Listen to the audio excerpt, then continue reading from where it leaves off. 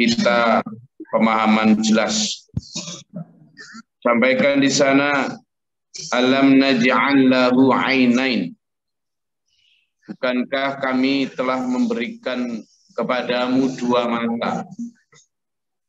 Makna ainain itu kita luaskan ya, kita luaskan maknanya kepada makna yang lebih luas, tidak hanya maknawi secara lafaz. Dua mata, ya memang itu makna pertama, bahwa Allah memberi kita dua mata untuk melihat fenomena. Kalau sekarang dikenal dengan literasi atau kemampuan membaca, tapi tidak hanya membaca huruf, tetapi membaca fenomena.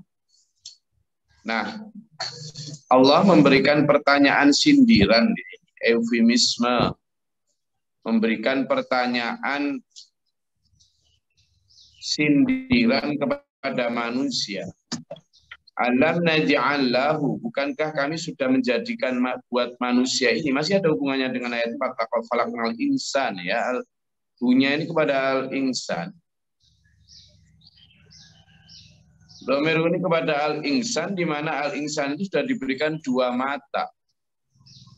Nah, dua mata ini harusnya dipakai untuk melihat fenomena bukti kebenaran. Tetapi seringkali manusia menutup mata, menutup hatinya dari kebenaran. Jadi Allah sudah memberi bukti sejak dulu, tetapi manusia tidak memakai itu. Setiap kali Rasul didatangkan dengan membawa bukti-bukti kebenaran, apakah manusia kemudian otomatis serta-merta mengimani? Tidak. Bukan hanya santri, bukan hanya pengikut, anak para nabi pun banyak yang tidak mau beriman. Istri para nabi pun banyak yang tidak mau beriman. Istrinya Nabi Lut, istrinya Nabi Nuh, gitu kan? Ya. Anaknya Nabi Nuh, anaknya Nabi Lut juga. Bapaknya Nabi Ibrahim, sepupunya Nabi Musa, pamannya Nabi Muhammad Shallallahu Alaihi Wasallam tidak mau melihat kebenaran, begitu.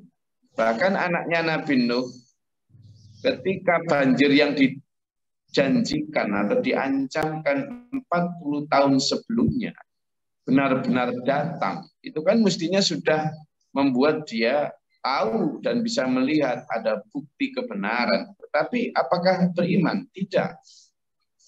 Ya.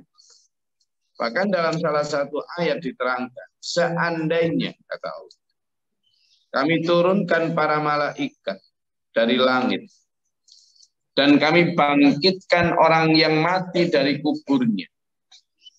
Lalu malaikat dan orang yang mati tadi bersaksi atas kebenaran, maka orang yang hatinya atau matanya tidak dipakai untuk melihat kebenaran tetap akan tidak percaya. Begitu loh.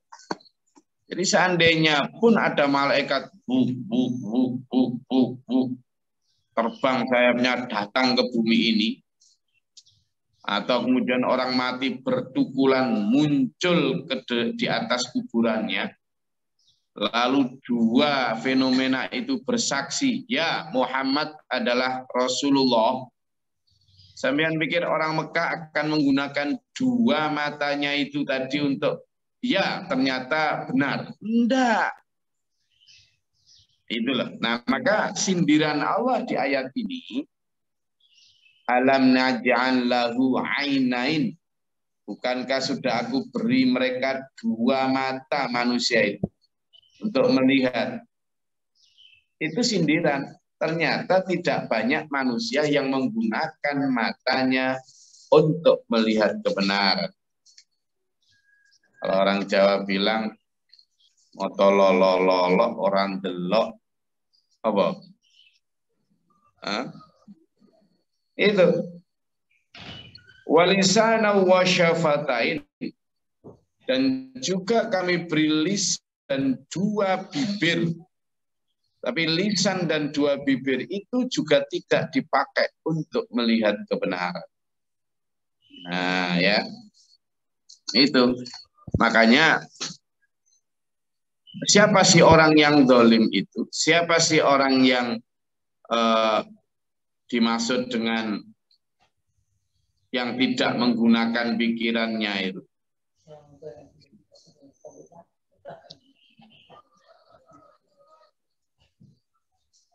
Mereka adalah orang-orang yang dalam surat Al-A'raf itu disebutkan ya. Sana coba disebutkan. Buka di surat Al-A'raf ayat 179. Kalau dibuka sareng-sareng surat Al-A'raf ayat 179.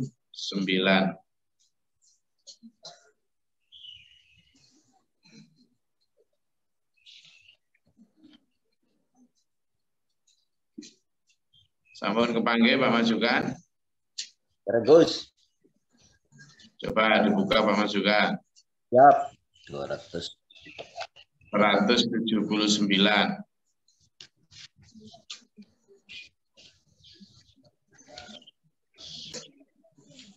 Ini dari Kalimantan yang berbatasan Malaysia, Kalimantan Barat.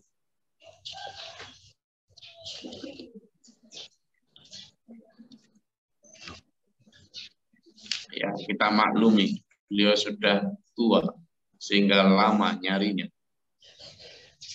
Ayat berapa, Gus? Siap. Ayat 179.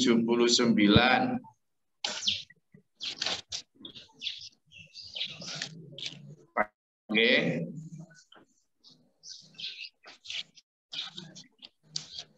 Waduh. Panjang nih. Artinya mawon Pak Majukan. Surat ke berapa, Gus? Berapa, Gus? Mohon maaf, Gus. Maklum apa tua.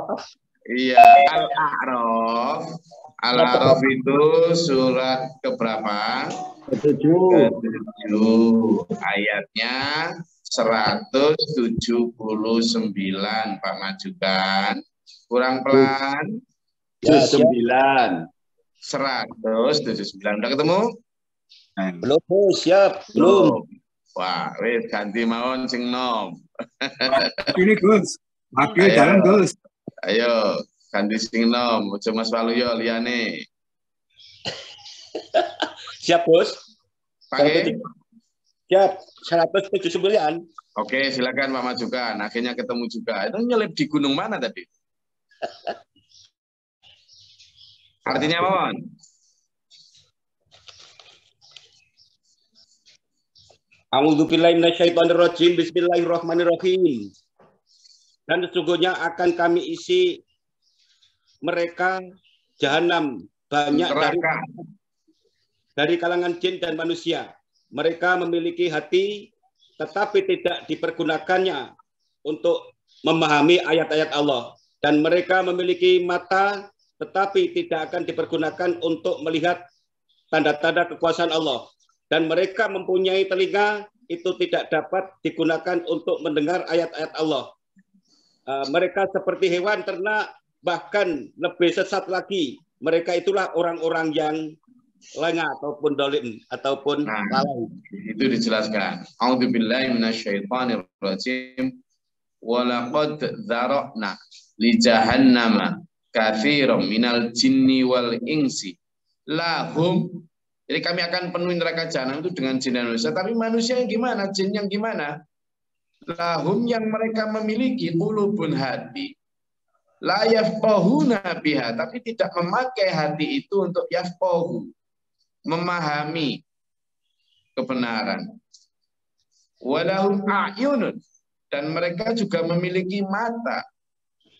Tapi la yubsiruna biha, tapi tidak dipakai untuk melihat kebenaran. Walahum adhanun la yasma'una biha. Mereka juga punya telinga, ya, udhunun, tetapi tidak dipakai untuk mendengarkan kebenaran. Loh, ini kembali kepada ayat ini ketika Allah berfirman,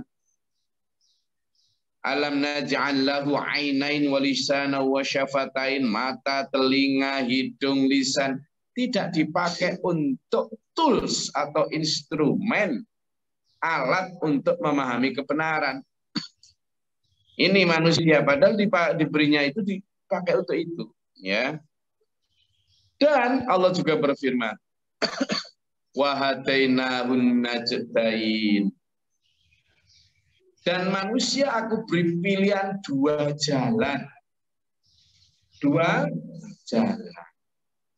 Jalan pertama itu adalah jalan yang gampang, sesuai dengan nafsu, ya, sesuai dengan nafsu,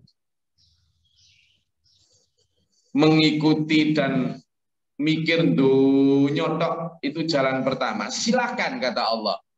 Tapi ketahuilah bahwa akhir dari jalan itu adalah apa? Menuju neraka.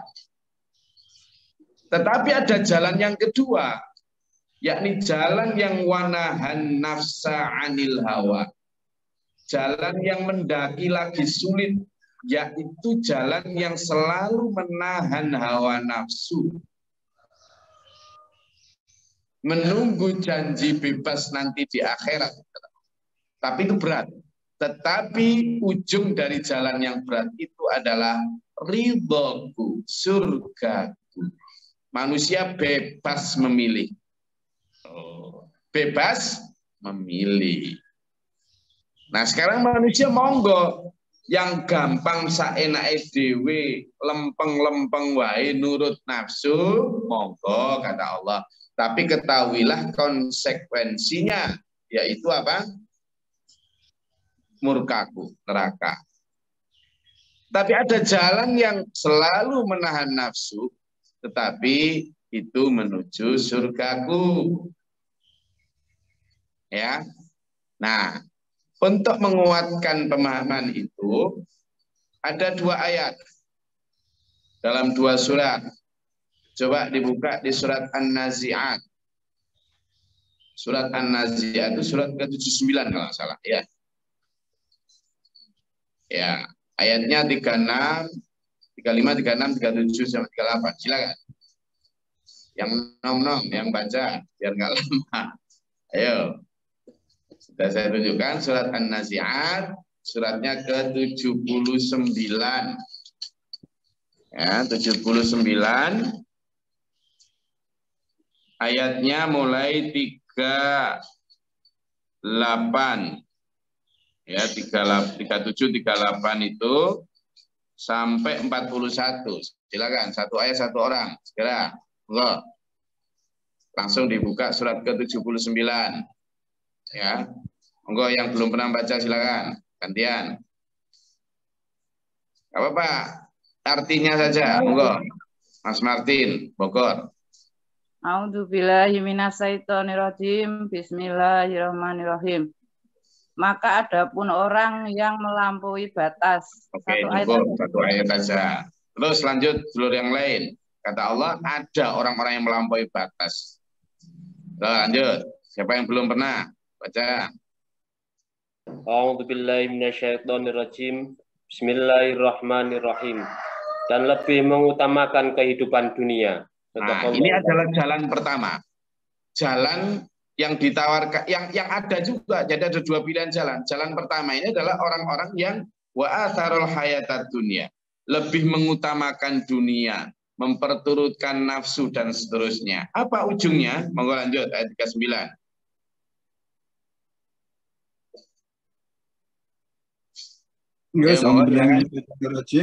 A'udzubillahi minasyaitonirrajim. Bismillahirrahmanirrahim. Maka sungguh nerakalah tempat tinggalnya. Bagi orang-orang itu jelas yang memperturutkan hawa nafsu, mengutamakan dunia, maka ujungnya adalah jahim. Sudah. Itu tempat tinggalnya. Lalu ayat 40, lanjut. Siapa lagi? Mbak Budia, silakan. Alhamdulillah. Tadi siapa tadi? Budia mau baca? Izin, Gus. Mikrofonnya dinyalakan, silakan. Dan adapun orang-orang yang takut kepada kebesaran Tuhannya dan menahan diri dari keinginan hawa nafsunya. Nah, ini jalan kedua.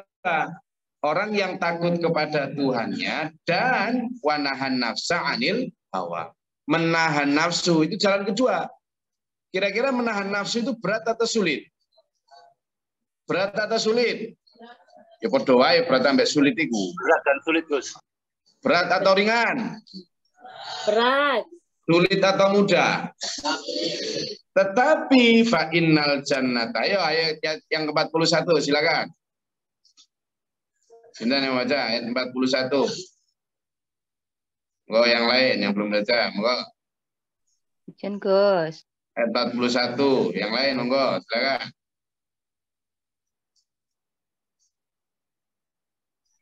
Ya.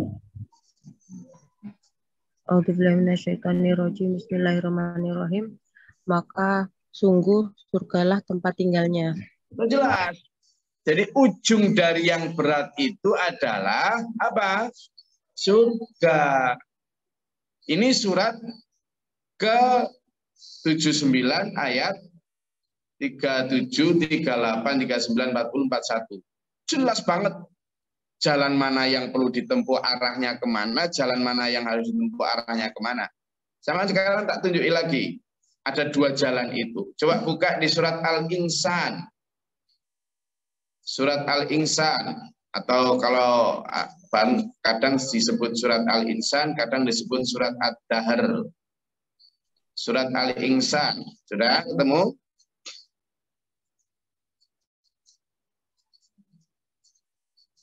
Surat Al-Insan ayat yang ketiga. Ini biar kita menguatkan tafsir yang sedang kita kaji. Surat Al-Insan ayat ketiga. Izin, Gus. Di surat Al-Insan itu surat keberapa? Surat ke-76. Silakan. Ayat ketiga. Yang belum baca silakan gantian. Ayat ketiga ya. Izin Gus. A'udzubillahiminasyaitonirrajim. Bismillahirrahmanirrahim. Sungguh kami telah menunjukkan kepadanya jalan yang lurus. Ada yang bersyukur dan ada pula yang kufur. Nah, ini juga dua fenomena. Allah memberi jalan itu ketika kita sholat, ihdinas siratal mustaqim, ihdinas siratal mustaqim. Ya Allah, tunjukilah aku jalan yang lurus. Itu. Oke, kata Allah, dijawab. Kamu mau jalan siratal mustaqim yang gimana? Siratal ladzina an'amta alaihim. Yaitu jalan orang-orang yang telah Engkau beri nikmat iman dahulu ya Allah. Oke. Orang-orang dahulu itu adalah begini. Kita lihat Sirah Nabawiyah. Nah ternyata manusia tetap aja milih dua jalan tadi. Ada yang imma syakiran. Ada yang mengambil jalan yang penuh dengan penuh bersyukur. Tapi wa imma kafura.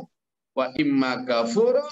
Dan ada juga yang mengambil jalan ingkar, tidak mau syukur. Nah sekarang manusia ini kebanyakan yang tadi itu kita hubungkan lagi dengan surat An-Nazi'at. Jalan pertama lah wa atharul hayatad dunya ya. Orang yang mengutamakan kehidupan dunia itu orang-orang yang biasanya banyak bersyukur atau nggak pernah berhenti untuk selalu berburu hal yang kurang. Atau yang bersyukur. Biasanya kalau mengutamakan dunia itu yang rakus atau gimana? Nah itu yang kemudian tidak bersyukur. Sehingga imma syakiran, orang yang bersyukur itu yang mengambil jalan yang wanahan nafsa anil hawa tadi. Gitu loh. Karena dia menahan diri dari hawa nafsu, maka dirinya penuh dengan syukur. Itu dulu. Tetapi prakteknya manusia ayat ke-11 tadi. Falaqtahamal aqobah. Tapi kebanyakan kalian kenapa sih kok tidak mau memilih jalan yang mendaki lagi sukar? Kenapa kira-kira? Kenapa orang-orang tidak mau mencari dan memilih jalan yang mendaki lagi sukar? Ayo coba. Kenapa? Kenapa? Karena mengutamakan hawa nafsunya, Gus. Nuruti ya, hawa nafsu. Mengutamakan hawa nafsu. Kenapa mengutamakan hawa nafsu? Kenapa tidak mengambil jalan yang sukar? It's more fun. It's more fun. Okay, it's more fun. More fun. And what? Easier? Easy. Easier. Not only easy, but easier. Okay? Easier and funnier and happier maybe. Even though happier is only for while. Right? Right. Makanya Pak Maulidin. Tetapi manusia tidak menyadari itu, bahwa apa yang dicapai, kenapa? Tapi ada satu jawaban terpenting lagi, apa itu? Kalimatnya kali ini, falaqtahamal aqobah. Kenapa sih kamu nggak ngambil jalan yang mendaki? Nah, dari kalimat mendaki ini, coba kita bring. Mendaki itu berat apa ringan? Oke. Sama dengan yang kemarin kita bilang. Kalau menahan nafsa anil hawa, menahan hawa nafsu, itu berat atau ringan? Berat. Kalau melawan arus, berat apa ringan? Oke, sekarang kita lihat di sekeliling kita fenomena. Arus manusia itu apa coba? Arus utama, arus kebanyakan manusia. Cinta dunia, Gus. Apa? Ya, mengejar dunia. Mengejar dunia, cinta dunia. Ya, pokoknya membebaskan nafsu lah. Arus manusia itu. Padahal Allah sudah berfirman, wa in tuti, jika kamu mengikuti aksaro kebanyakan man orang fil ardi di muka bumi, yudilluka, mereka akan menyesatkan engkau an sabilillah, dari jalan Allah. Iyattabi'una, mereka tidaklah mengikuti jalan itu illa dhanna, kecuali hanya prasangka saja. Wa inhum, dan kebanyakan mereka itu tidak lain hanyalah illa yakhrusun, hanya penuh dengan kebohongan. Yang kita garis bawahi di dalam surat tersebut yang saya baca, kalau kamu mengikuti arus utama manusia, itu arusnya kebanyakan menyesatkan. Lalu sama dikasih tahu, dari ayat itu berarti sebenarnya kita sedang diperintah Allah untuk apa? Mengikuti arus atau melawan arus utama?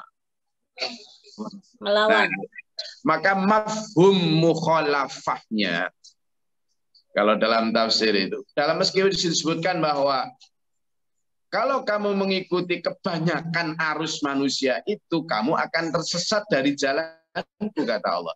Sebenarnya Allah sedang memerintahkan, kalau mafhum mukhalafahnya adalah, maka jangan mengikuti arus itu. Secara tidak langsung Allah sedang memerintahkan kita untuk anti mainstream, tidak ikut mainstream. Tetapi kata Allah, laqad ji'nakum bil haqq, telah datang kebenaran kepada kalian, al-haq. Walakinna, tetapi terhadap kebenaran itu aktsara, kebanyakan dari kalian karihun, tidak suka, kata Allah. Kenapa? Karena berat, karena tidak menyenangkan. Makanya ngaji-ngaji yang gini-gini ini tidak terlalu viral. Ora opo-opo. Ora opo-opo. Lagi, kenapa mendaki tidak diambil manusia sebagai pilihan jalan? Karena apa? Karena mendaki itu melawan gravitasi. Sampean kalau naik pohon itu makin tinggi ya makin abot karena tarikan gravitasinya lebih kuat. Maka makin tinggi sampean mendaki ya makin berat. Wis begitu memang hukum alamnya, natural law-nya begitu. Maka sampean udah siap-siap aja kalau melawan mainstream ya siap-siap gak enak. Itu yang dinubuahkan dalam fenomena Dajjal. Bahwa siapa yang mengikuti Dajjal akan dimasukkan dalam surganya Dajjal. Tapi siapa yang tidak mengikuti Dajjal akan dimasukkan nerakanya Dajjal. Nerakanya Dajjal adalah surganya Allah. Surganya Dajjal adalah nerakanya Allah. Maka siapa yang menahan hawa nafsunya akan dimasukkan nerakanya Dajjal. Dihina, dicaci, dijauhi, bahkan mungkin dimusuhi, ditinggal teman, kekurangan ini itu nerakanya Dajjal. But behind that wall, di balik dinding itu ada surga. Makanya ada konsep huffatul jannah bil makar wa huffatun nar bisyahawat. Surga itu ditutupi dengan ketidaknyamanan, ketidakenakan, makarun. Tetapi neraka justru dibungkus dengan kesyahawah, kesenangan hati. Maka Allah memberikan dua jalan ini ketika Allah berfirman, falaqatahamal aqabah. Kenapa manusia tidak milih jalan yang banyak, yang berduri mendaki? Di situ sebenarnya Allah sedang merintahkan, pilihlah jalan yang mendaki. Terus nggak ada pilihan lain. No other choice. We only have one choice. Kita hanya punya satu pilihan. Apa? Itu. Sekarang gini, kalau ada arus sungai itu lagi banjir, yang kentir, tahu kentir? Apa kentir? Hanyut. Terbawa arus hanyut. Yang terbawa arus hanyut itu biasanya barang-barang apa? Sebut.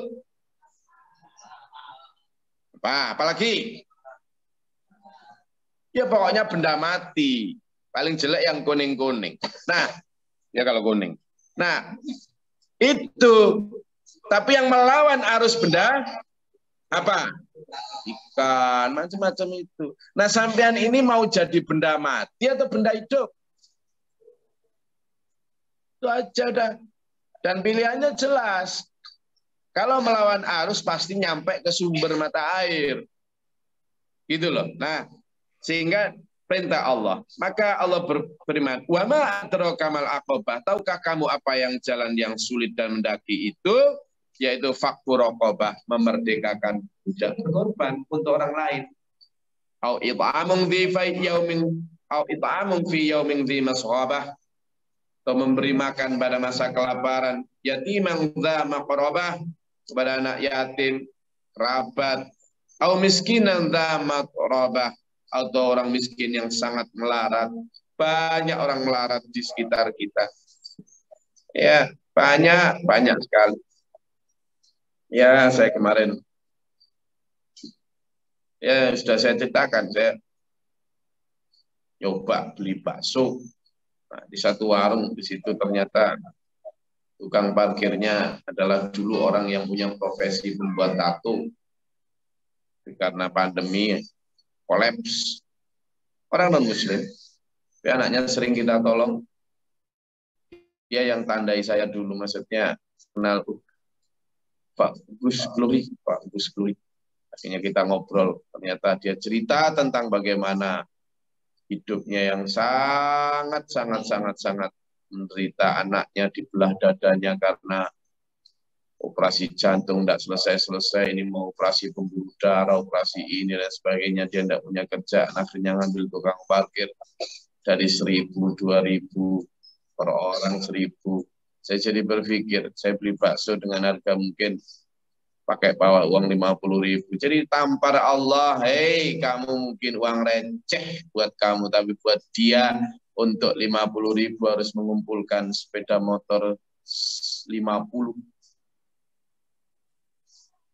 Itu makanya tamparan Allah buat yang mendaki ini adalah apa? Melepaskan cinta harta kita untuk apa?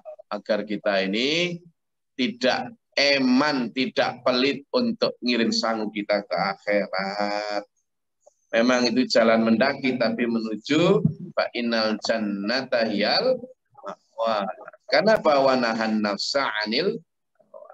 Wes, segitu aja. Ini kalau dielaborasi panjang banget ini ya.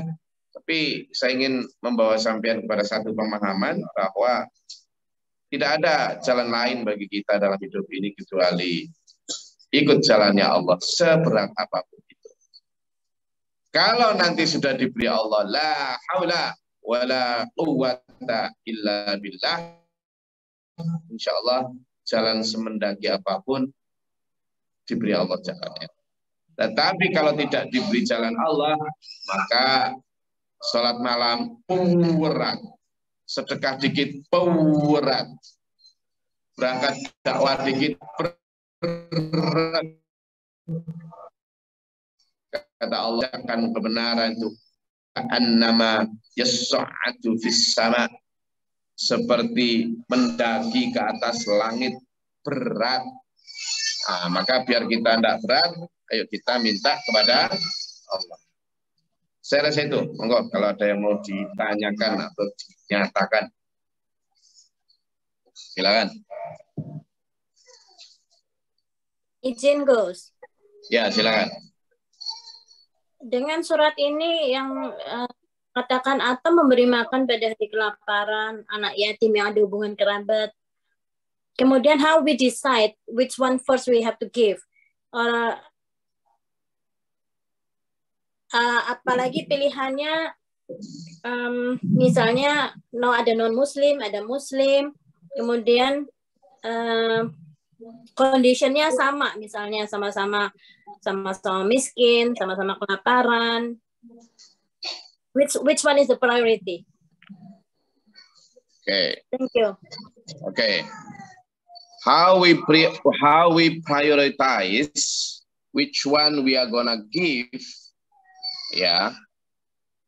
is that depend on who are closer.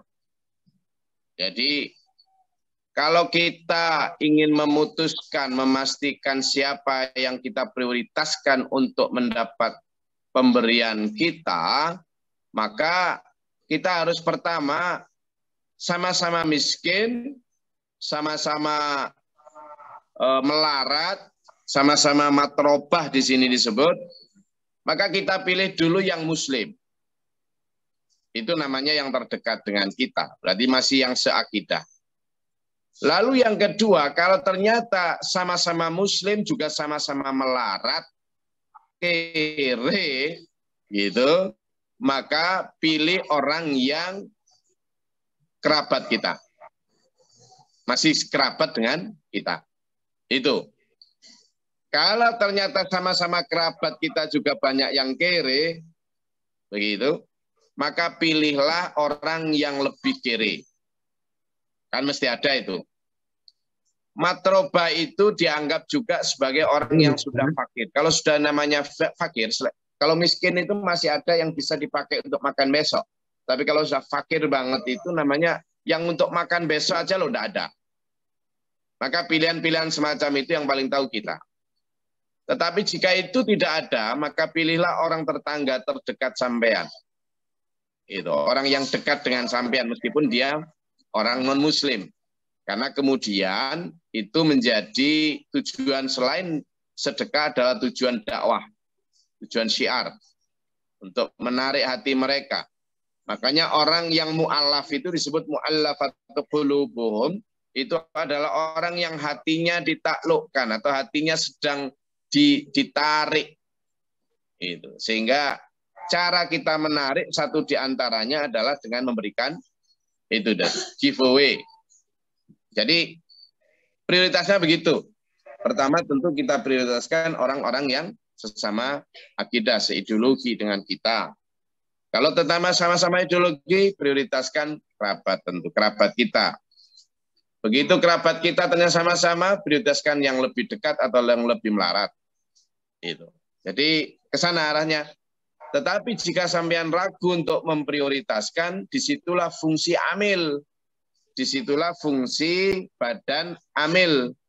Untuk mereka tahu prioritasnya siapa. Misalnya, ini ada anak yatim. Perlu kita beri, oke. Tapi ternyata di situ anak yatim sudah banyak beras, sudah banyak ini dan lain sebagainya. Di sisi lain ada masjid di tempat lain yang kita tidak tahu, mau hancur tuh.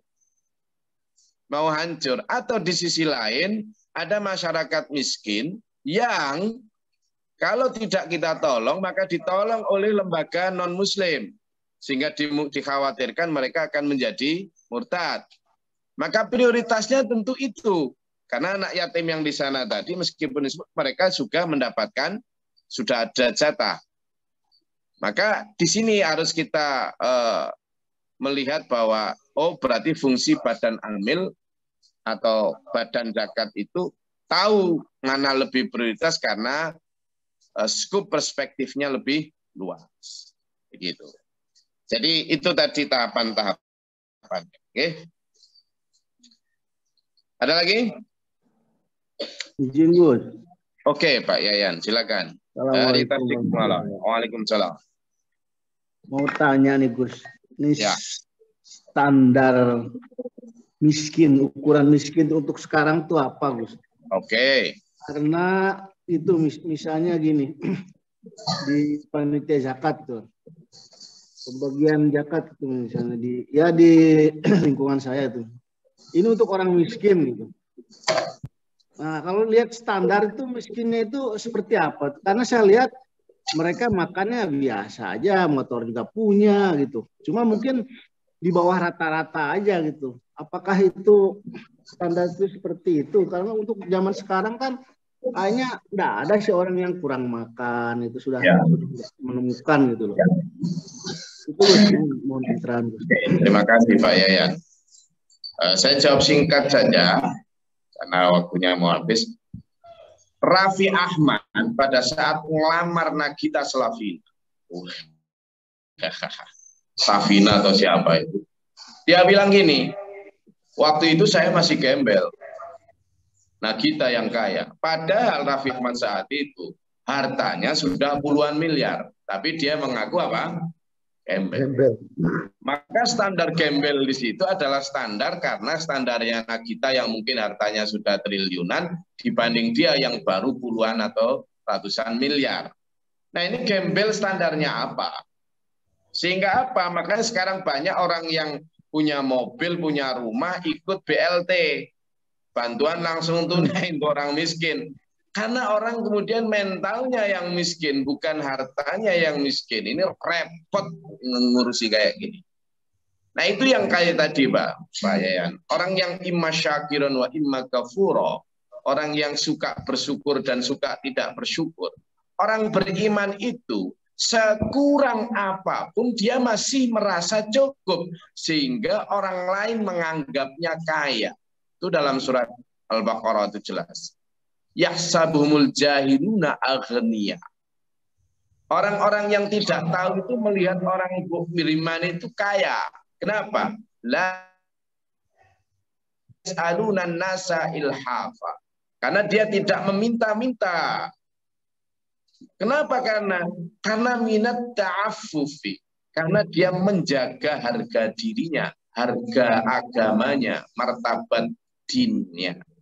Nah, ini orang miskin yang disebutkan Pak Yayan tadi, itu kadang dia tidak miskin-miskin amat, tapi dia memperlihatkan butuhnya. Kalau gitu gimana standar miskinnya, Pak Yayan? Standar fakir di dalam hadis itu disebutkan orang yang bahkan untuk makan hari esok itu tidak ada.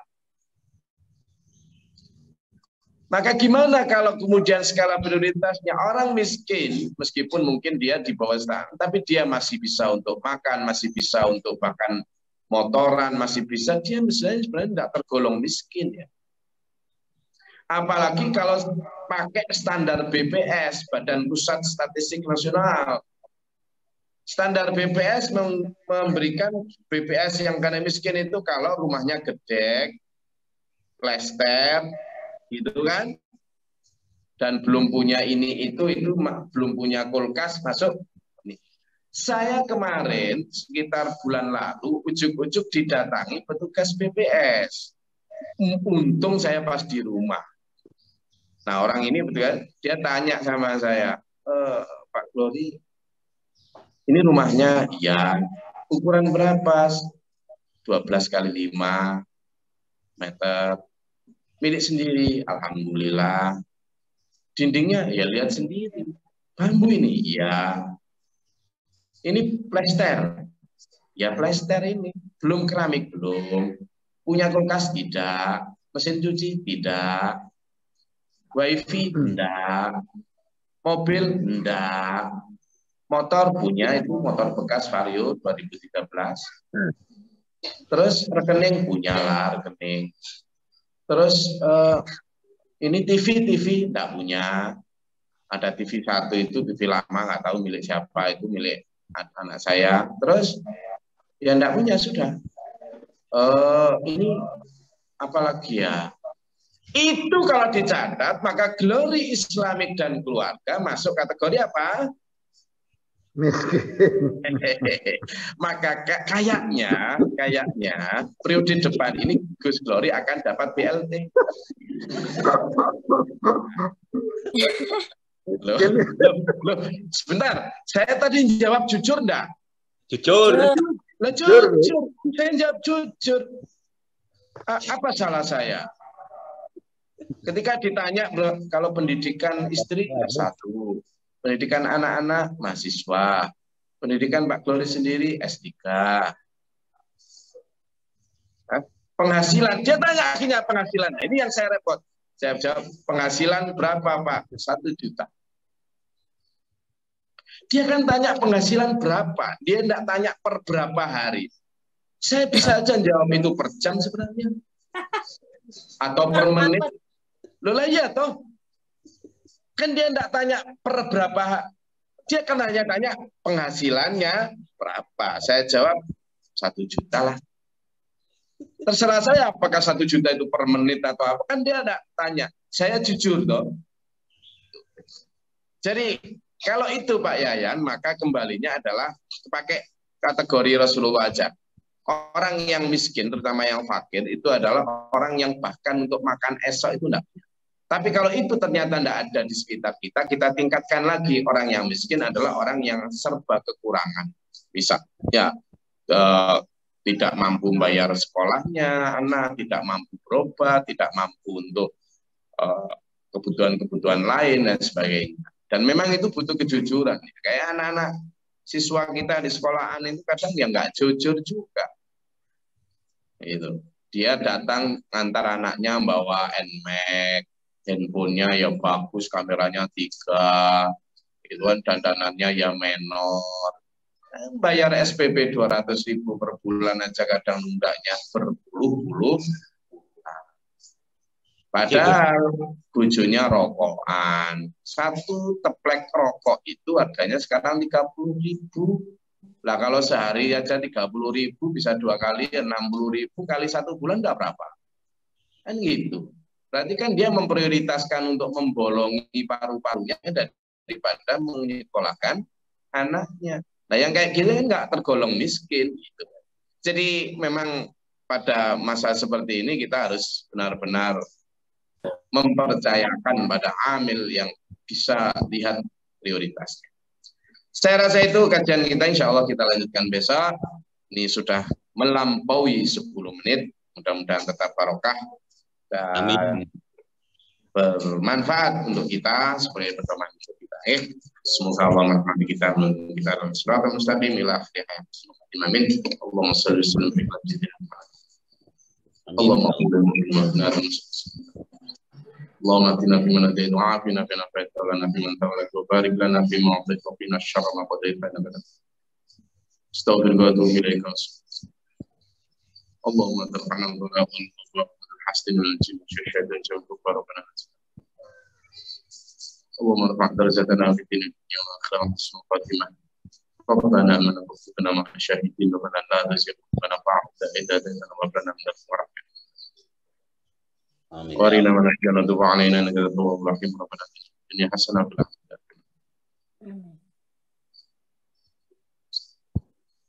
سبحان ربك رب العزة عما يصفون وسلام على المرسلين. Amin. Assalamualaikum warahmatullahi wabarakatuh.